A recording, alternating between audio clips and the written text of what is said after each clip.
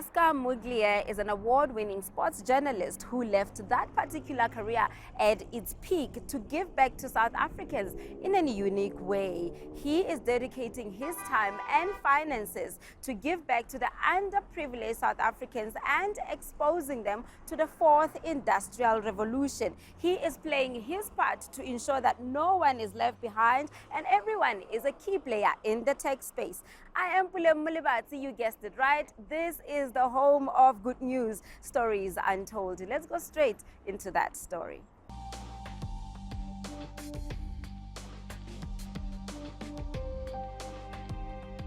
I came from a house that that perhaps in its time didn't have the necessary resources. I also was a remedial student. I had a learning disability when I was younger. I thought differently. My mom who was an educator, my aunt who was an educator spotted certain things in me. They spotted that, okay, Pascal learns a little bit differently. Going to a remedial school in KZN, at that time it was called the Phoenix School, just overcoming that. Then schooling in KZN, schooling in in Cape Town, and then of course sort of starting my career after coming back from overseas. My background is pretty normal, I would say, but my parents did expose me to the harsh realities of what was happening in South Africa at the time.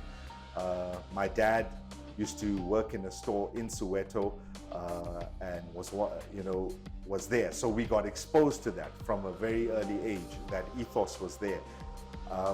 And the understanding of where people were being oppressed. So pretty good childhood in that sense, because we were not blind to what was happening in our country. And perhaps that's the same reason that I moved on to become a storyteller and a journalist, and to look at telling stories that can give a positive outlook on life in general. Coming back from overseas, I had obtained a degree in visual communications. And in essence, what that degree allowed me to do is to get into the visual medium. And I was so desperate in the beginning to get a job in broadcast, I took anything that came my way. While I was working at a news channel, I got exposed to what was happening on the desk, seeing the writers and the producers. And it really started out as simple as this. I kept correcting stories while it was on air, and I would go to the producers and say, no, that's not factually correct. And so they started asking me, do you have an eye for journalism? Well, I said, yes, I have an eye for being someone that can communicate and someone that can tell story. And before I even knew it, in 2008, I moved on to the sports desk, and I worked there for 5 years, and I produced a whole lot of content, a whole lot of stories that were sports orientated. Then came the move to be a reporter, to actually go out and tangibly tell stories. Now, I never envisaged that being a sports journalist means that you're less of a journalist. In fact, to me, I think sports journalists in the country perhaps are a bit underrated, because they can tell news, they can tell all different kinds of stories. It's specifically, they focus on sport, but each one of those the stories that you can tell in sport can have a certain kind of narrative. In 2016, I won Regional Vodacom Journalist of the Year, which was a story that I did on organized crime syndicates in sport. It was a drive to tell more of those stories. And in doing so, I started unearthing more human stories as a side note of that. Telling stories of boxers and scuba diving kids that never had been exposed. And then I started to see that, you know what, people don't have an opportunity, the simple concept of an opportunity to move their talent to the next level. And as my journalist career kind of tapered out, my mindset was that I don't want to be just telling the story. How about I create my own story? And this happened around 2020, just before COVID the reality of COVID struck, I was sitting with my wife and I was kind of conceptualizing what I needed to do. And very much in the spiritual sense, it was a spiritual calling to say that I want to start a nonprofit. I actually want to get involved with the right kind of people to produce stories or produce a symbol of hope for others. Pash and I had decided that philanthropy work is something that we wanted to do, whether it was individually or whether it was as a couple. So in June 2019, we had this initial discussion about how can we give back to our community, how can we help children in particular. So in April 2020, we then decided as a couple that since I was financially stable and could carry the fort, that I would allow Pash to then start something called Greenlight Education.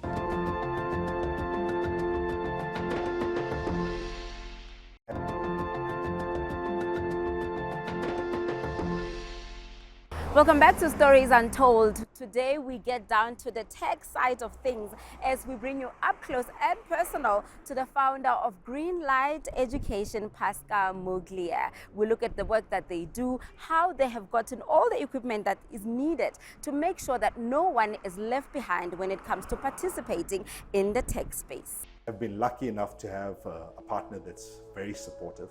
I had felt by that point I'd sort of reached the ceiling in terms of being a journalist. When I started out young in the industry, I wanted to be a reporter. I did that. I wanted to be an anchor. I did that.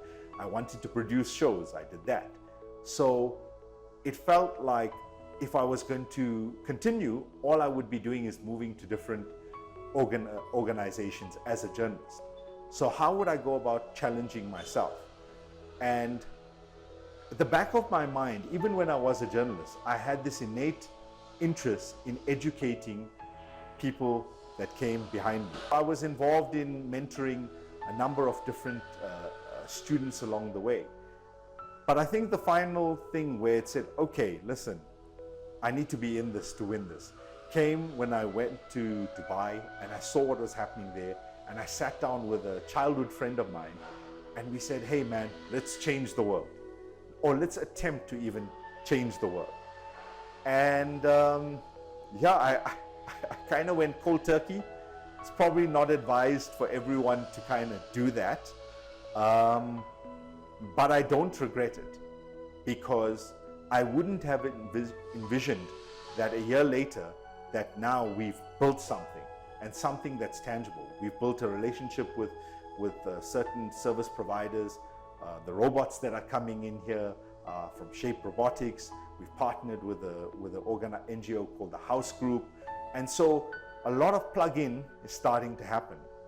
We are aware, and I am aware, that money makes the world go round. You need food to eat. But Tammy and I have managed to balance that out in a way that we feel comfortable. And we're putting our heart and soul into this project because we believe it. And so are our other partners. They're putting their heart and soul in this because we want to bring that African Renaissance ecosystem set up for children to succeed. So they don't get exposure to 4IR. They don't get exposure to the latest tech. So how do we change that? We bring it to them. We've seen in the past, and I've seen this, going out on location where people donate computers and they build a new science lab or they build a new library and it gets put there, but it doesn't get used. Why doesn't it get used? Because it's not just about building the library. It's not just about building the makerspace. You've got to upskill everyone around that space. So that's when the idea of the mobile lab came about. After honoring the calling to contribute to society in a positive way, Pascal met people along the way that helped to make the dream a reality. I got to know Pascal through a mutual friend of ours, and when I got to talk to him, I realized we have the same vision in mind about education about what we do in South Africa to give back, I realized we needed to do something. And I realized if we don't do something practical on the ground, we will miss an opportunity to help South Africa get ready for the fourth industrial revolution. So there's a desperate need to introduce things like coding and robotics at a primary school level. And the bulk of the schools actually don't have the facility available. So we wanted to come with a practical example of how you introduce a new education technology at a school that don't have that facility available. And that's when the mobile STEM lab was born. Our plan, let's build 10 of these. And what you're seeing right here now is the prototype. Let's build 10 of these, but let's drive it into a community. Let's set it up with the school.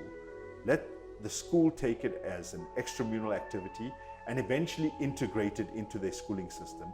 And then we take it back, or it goes back to a safe place where it would be parked. So that way, we don't shortchange the students that want to come through the program to have exposure to that. Interacting with the school children in the classroom was put on hold because of the pandemic. That, however, did not stop Pascal from bringing the children to the technology instead. Ngifunde ukwenza i-phone stand. Mangiqeda isikole ngizosebenzisa i-maths, ngifuna ukuba yi-lawyer. Lento le besiyenza be-nice, bengiyithanda. We're helping them. It's very funny. We enjoy it. The children enjoyed it. So they learn more from us when we are helping the children. So we need to support them every time when they are doing things like this. This approach is to identify the student quite young, to see what their talent is, and to channel them towards their talent so that they can go into the respective industry. That concept falls under the concept of STEAM, which stands for Science, Technology, Arithmetics, and Mathematics and Art. Greenlight Education saw a need to include soft skills into the curriculum by helping girls at risk staying in a safe house. So this life skills program we started with the Children's Home in October 2021. The program consists of two parts, one being on the personal skills, which is personal hygiene, how to manage your money, and some arts and crafts. The other hand is soft skills, which is for stress management, career guidance, time management, as well as other activities that involve the day-to-day living.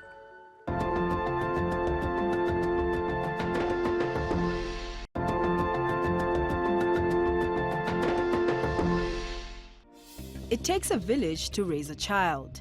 Many others, including Chris Gunning, who has multiple years in the business of converting shipping containers into buildings, can attest to this reality.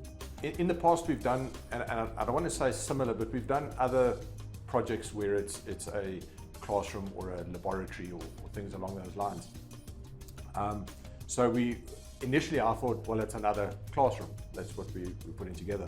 Until I met Pascal and Owen and them, and then you see the real vision, and then it becomes more of a project, if I can say. We get more invested in that project, understanding its end use. So initially it was, there's another one, and then when you get to meet the team that's driving this whole thing, you really understand the purpose and where it's going to be used. So interesting, it's a first for us. I would say, in terms of the 4IR revolution, South Africa is about 10 years behind of where it needs to be, because 4IR affects every industry.